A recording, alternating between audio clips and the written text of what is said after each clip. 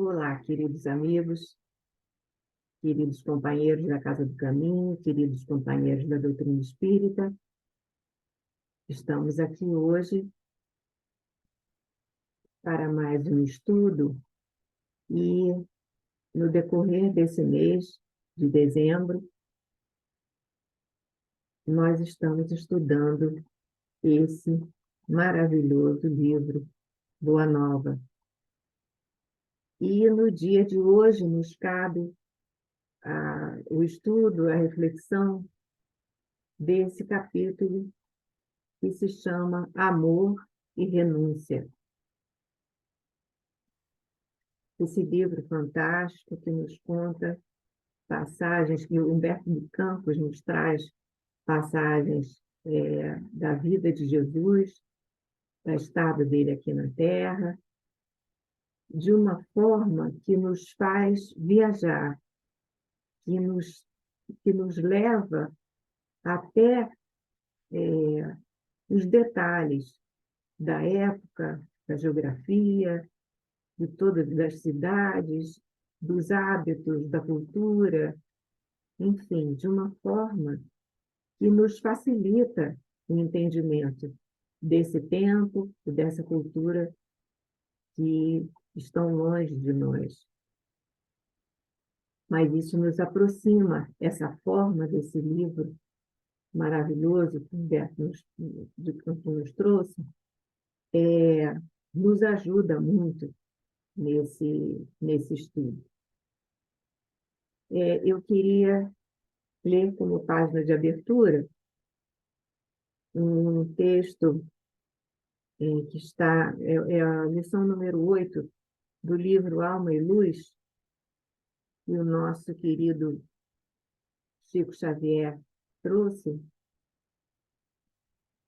as palavras de Emmanuel, e o texto se chama Jesus e Renúncia, e ele nos diz assim: estudando a renúncia que o Evangelho nos traça por senda de ascensão, examinemos como se fazia a renúncia na conduta de Cristo para que a nossa exibição de virtude não se converta em falta de caridade.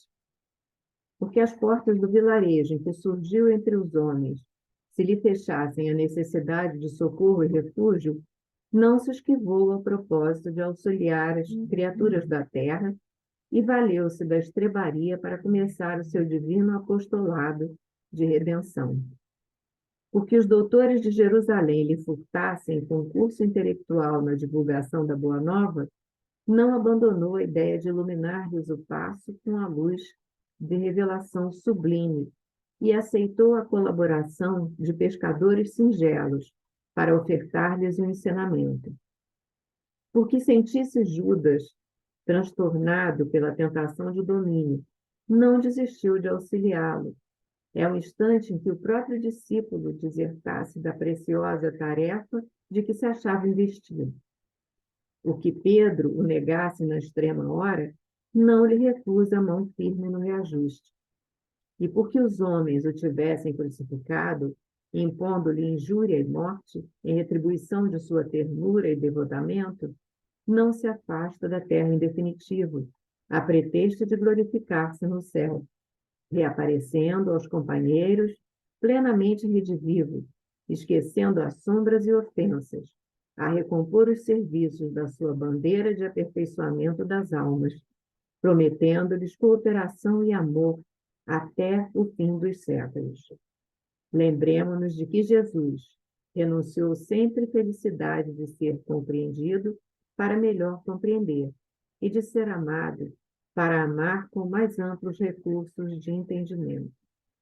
Faze, assim, semelhante renúncia ao pé daqueles que a vida te confiou, permanecendo sempre em teu posto de sacrifício para melhor servi-los no campo da evolução, e terás aprendido que renunciar com o Senhor é trocar o prazer efêmero da superfície para construir no imo da própria alma a soberana alegria da vida eterna.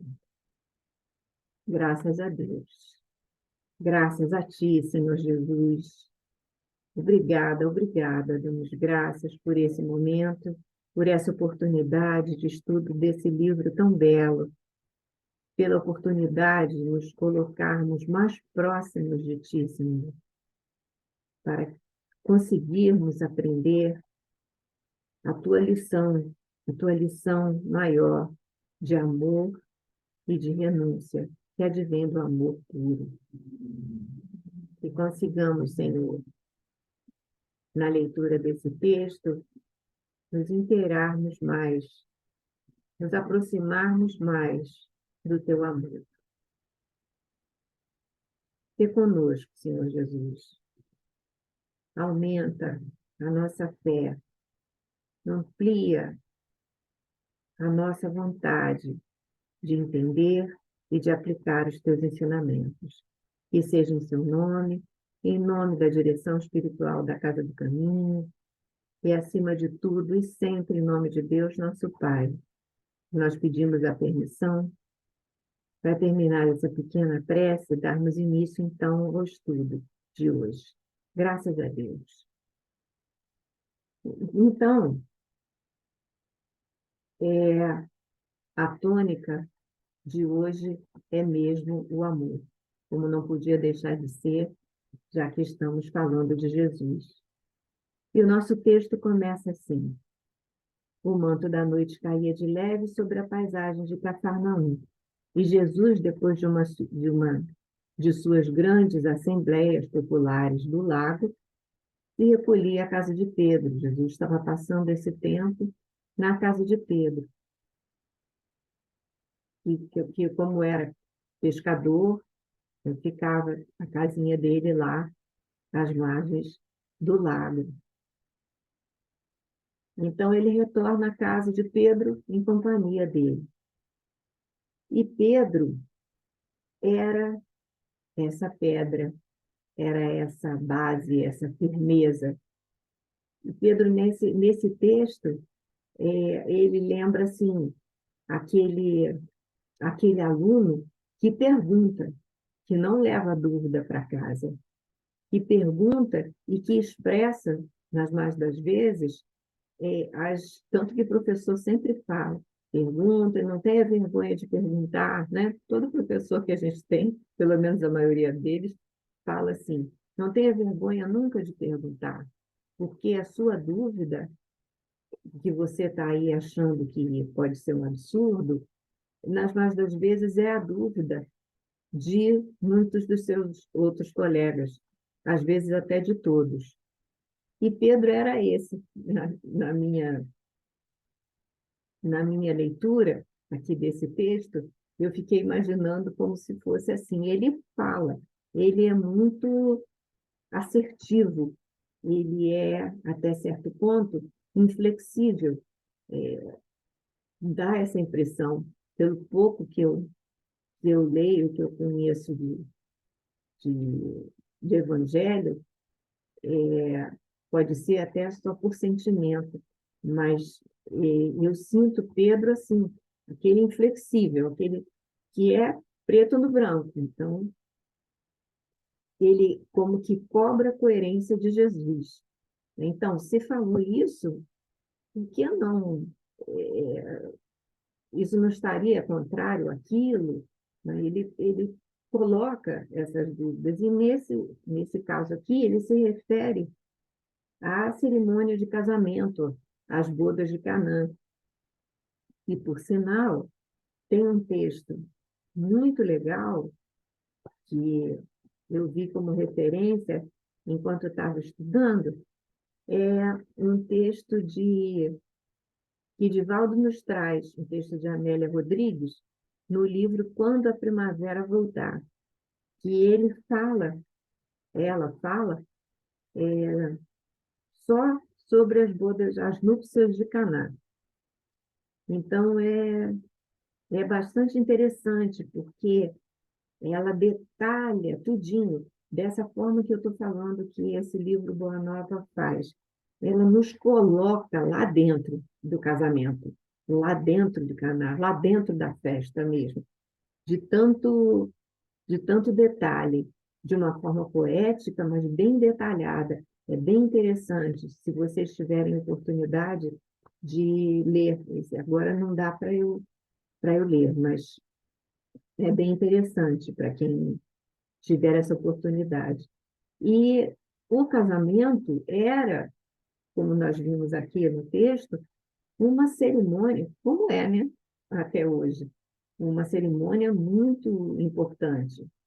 Então, certas pessoas, quando se casam, fazem questão de ter uma, de marcar aquele dia como um evento muito importante, uma cerimônia, realmente. Então, até nossos dias, é importante, né? Tanto que nós vemos lá no Livro dos Espíritos, nós temos referências, né, nas questões, Kardec nos traz, né, nas questões 696, que ele diz assim, ele pergunta qual seria o efeito da abolição do casamento sobre a sociedade humana? E os espíritos respondem, uma regressão à vida dos animais. E lá na questão 775, também ele pergunta qual seria para a sociedade a reiteração, né, de perguntas que a didática de Kardec nos traz. O resultado do relaxamento dos laços de família, uma recrudescência do egoísmo. Então, aqui ele nos mostra, Kardec vem nos trazendo a importância da família, a importância do casamento. E lá naquela época, lá naquele local, o casamento, a cerimônia não era num dia só, né? A cerimônia durava de 3 a 8 dias. E era uma coisa grandiosa.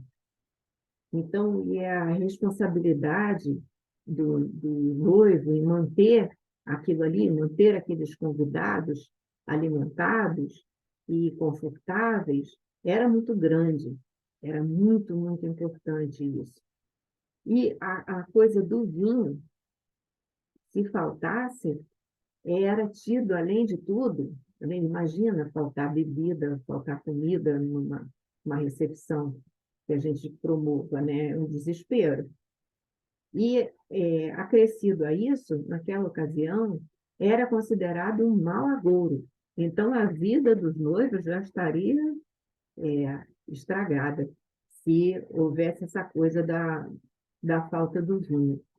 E Maria, que era, que se relacionava com a família, né, dos noivos, que era amiga deles, percebe que está faltando o vinho, né?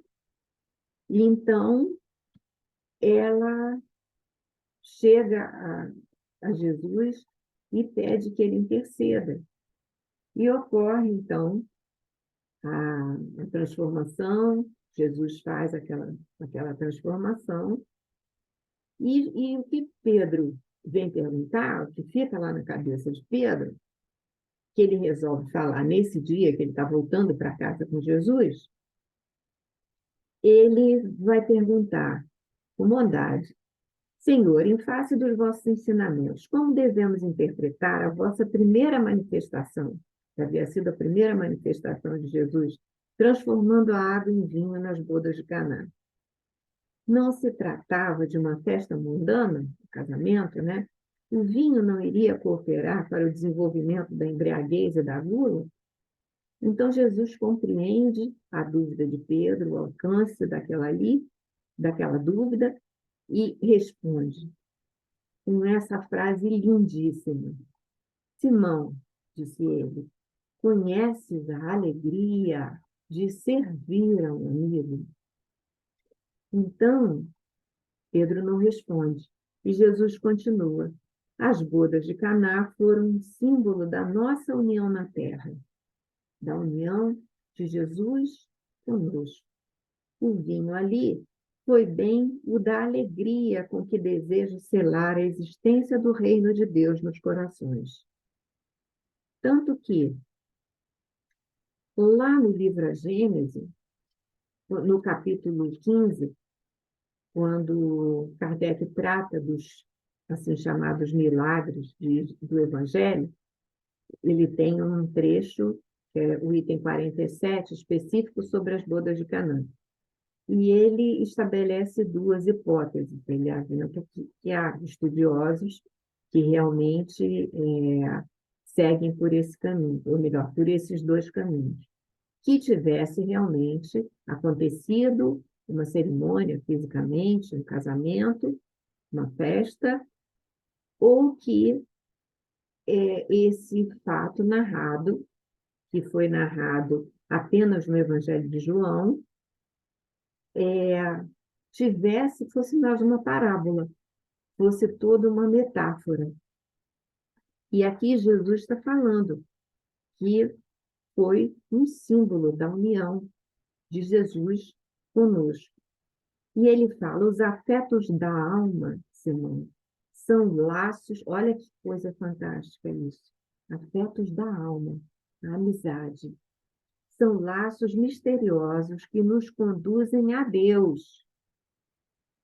Saibamos santificar a nossa afeição, proporcionando aos nossos amigos o máximo da alegria. É a alegria de servir, é o bem pelo bem. É o que nós vamos conseguir atingir um dia.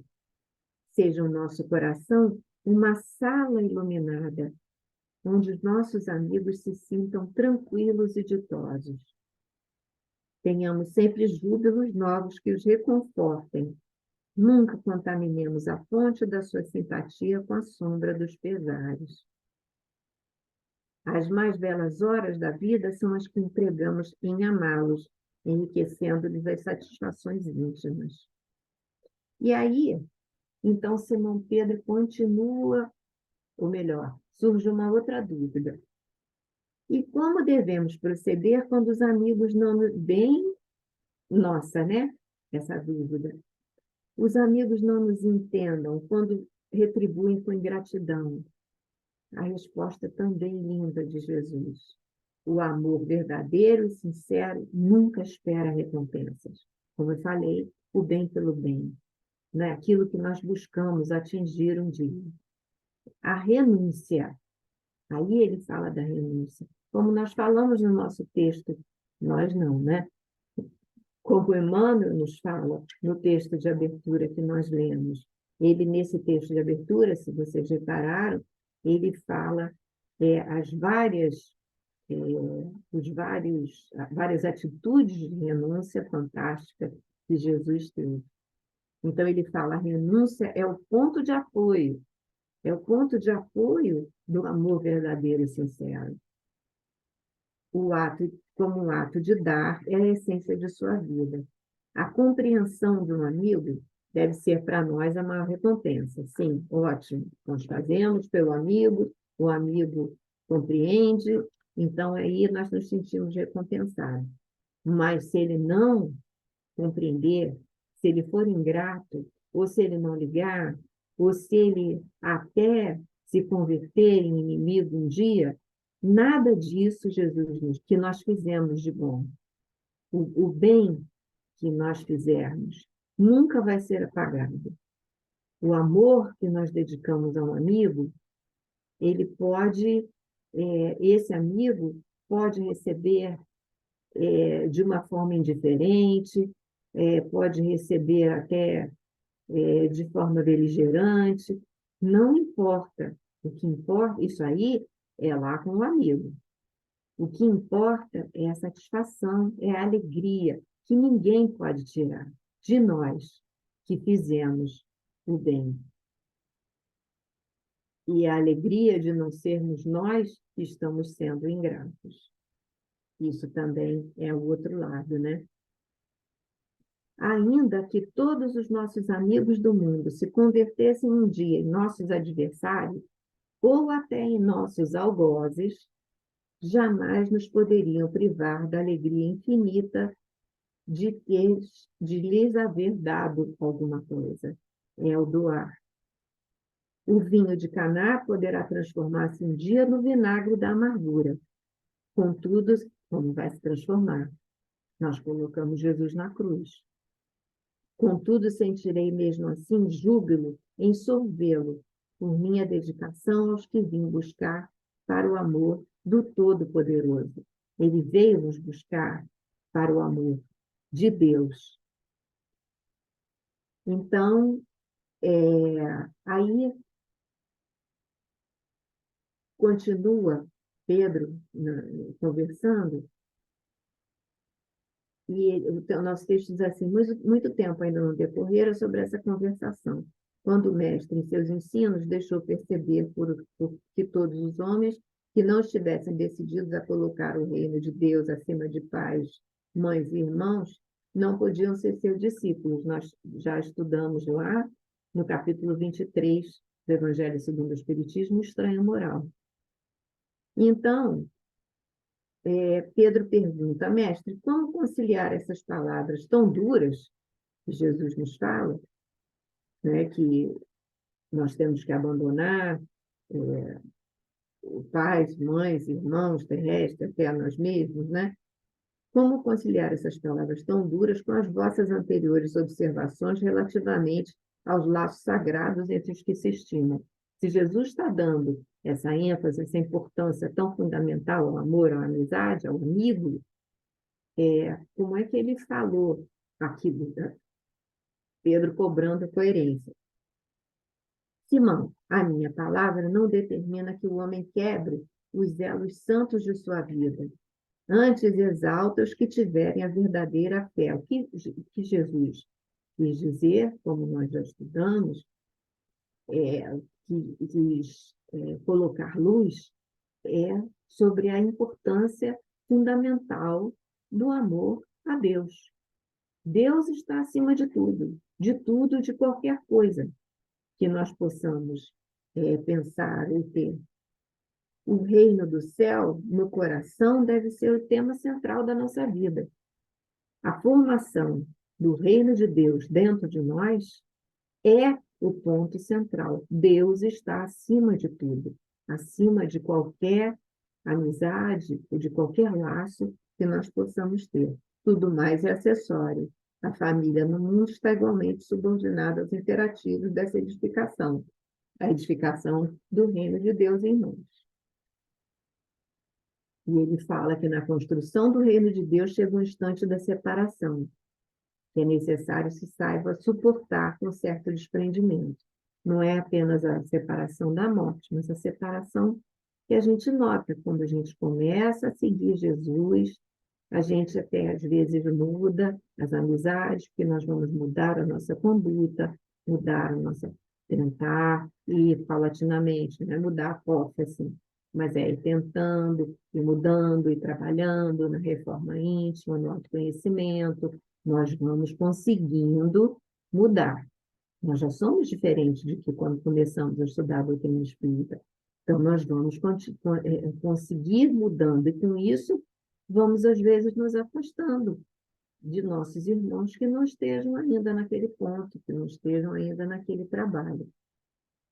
E Jesus diz a Pedro: ninguém se edificará sem conhecer a virtude de saber renunciar com alegria. Nós vamos ter que acabar renunciando a certos amigos, às vezes até de parentes, porque não estamos no mesmo rumo, na mesma pauta. Lá mais abaixo, a gente lê assim: ninguém no mundo já conseguiu elevar à altura em que o Senhor as colocou a beleza e a amplitude dos elos afetivos, mesmo porque sua obra inteira é a de reunir pelo amor todas as nações e todos os homens, no círculo da família universal. Aí, Deus é o principal. É Deus, amar a Deus, é que nós temos que ter como objetivo principal, porque nós todos somos irmãos em Deus. Ele é nosso Pai absoluto. Então, a família, essa família universal. Também por demonstrar que o reino de Deus deve constituir a preocupação primeira das almas. Ninguém como ele soube retirar-se das posições no instante oportuno em obediência aos desígnios divinos. Depois da entrada da vitória da entrada em Jerusalém, é traído por um discípulo amado, é negado. Suas ideias são tidas como perversoras e revolucionárias. Ele é acusado de bandido e feiticeiro. E olha a renúncia. Ele continua, ele continua amando da mesma maneira. A sua morte passa por ser a morte de um ladrão. Jesus, entretanto, ensina às criaturas, nessa hora suprema, a excelsa virtude de retirar-se com a solidão dos homens, mas com a proteção de Deus.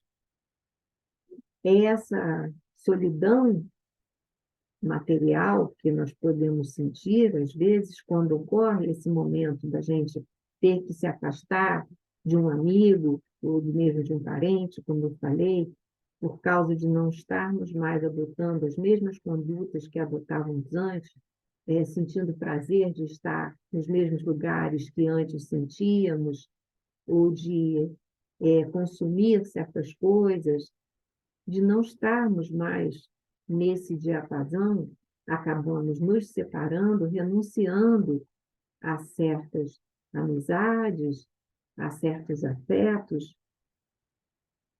Então, nós podemos pensar que nos sentiríamos solitários, mas nós temos que pensar que nunca estamos solitários se vamos considerar a parte espiritual. Nós estamos sempre muito, muito, muito bem acompanhados. Então, não é possível sentir solidão.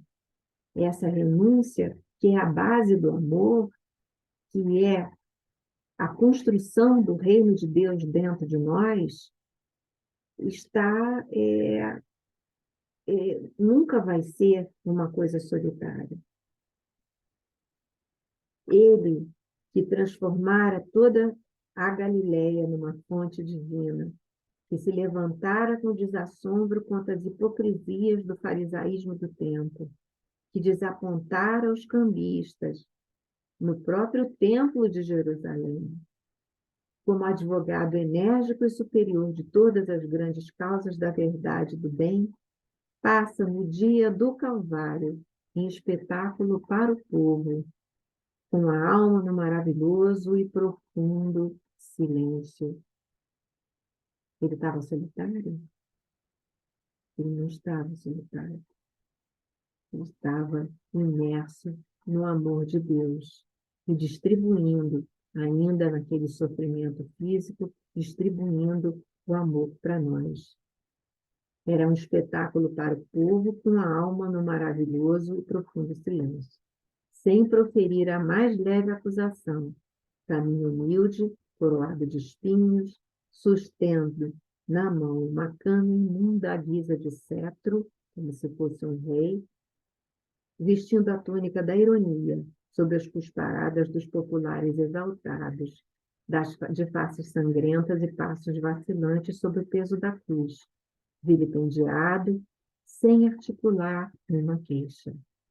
No momento do Calvário, Jesus atravessa as ruas de Jerusalém como se estivesse diante da humanidade inteira, ensinando a virtude da renúncia, por amor do reino de Deus, revelando ser essa a sua derradeira lição. E a lição que nós precisamos aprender todos os dias, a cada minuto. Uma outra referência que eu gostaria de passar para vocês, quem ainda não leu, para ler Paulo Estevão. Paulo Estevão, nesse tema do amor e da renúncia, é uma bibliografia extraordinária. E nós não devemos deixar de ler, e até se já lemos há muito tempo, como é o meu caso, reler. Eu estou precisando reler aquela coisa comovente, eu até custei a ler, porque a gente acaba chorando e, enfim, tem que recuperar, se fortalecer para continuar a leitura, porque realmente é muito emocionante. Lá, né, Estevão sendo apedrejado e falando ainda bem de Paulo, que ele vai ser, que ele é amigo, que Ele ainda vai fazer muito bem. Então, meus amigos, que nós consigamos